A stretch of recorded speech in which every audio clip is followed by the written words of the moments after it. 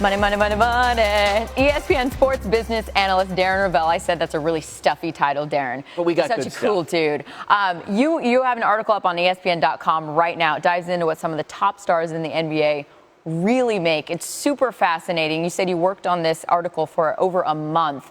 So what is it at the end of the day? What factors play into how much the players make versus how much they actually take home? Yeah, so people always say, like, what does the guy actually make? And we say, okay, let's look at it. And the way you look at it, you have to look at the escrow, which is taken away. 10% of their salary is automatically taken away because they agreed in the collective bargaining agreement that they get 51% of revenue. Should they get more, the owners then take that away. It usually always comes back to them. So that's one. Obviously, taxes are big. What state do you live in, and then where are you playing? There are jock taxes as well.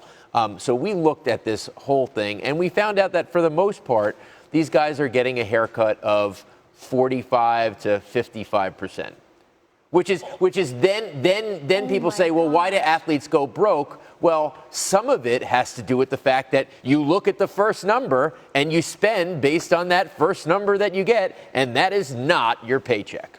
In half. That's unbelievable.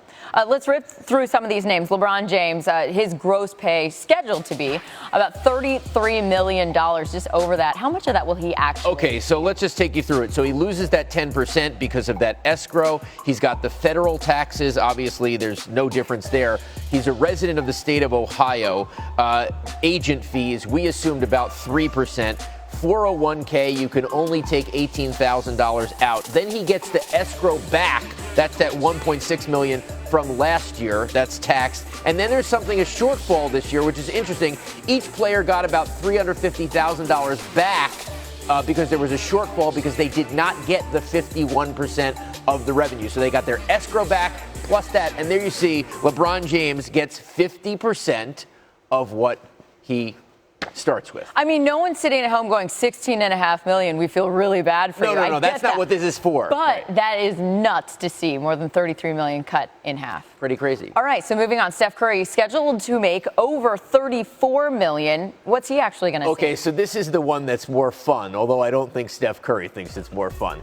So he starts with the $34 million. He gets the escrow taken away, the federal taxes, and now the city-state taxes.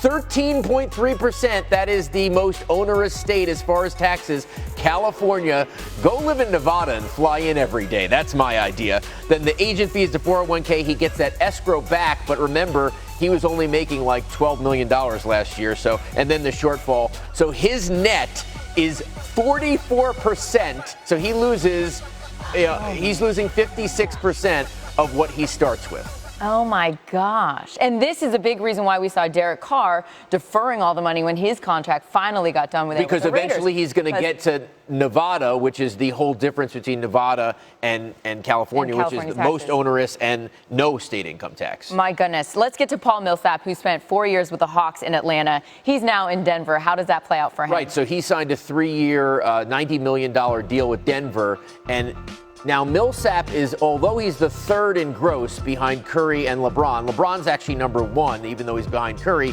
in net.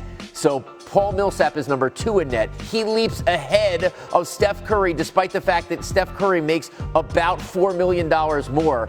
You go through it, it's basically the same calculations here with the agent fees and the escrow. But that's the real takeaway here on Paul Millsap, that he's making about 50% like LeBron of what he starts with, but he's netting more than Steph Curry, even though Steph Curry is making $4 million more because Steph is in California. I love how this whole idea came to you, because you told me when we sat down, people ask you, how do athletes go broke when they're making millions and millions and millions of dollars? What do their paychecks look like? And thank you. We've worked with Robert Raiola, who's a sports tax expert. I mean, all the people Bobby Marks helped me out. This was and the design team at ESPN, really cool story. So I hope people get to check it out. Really fascinating. Please go check it out on ESPN.com.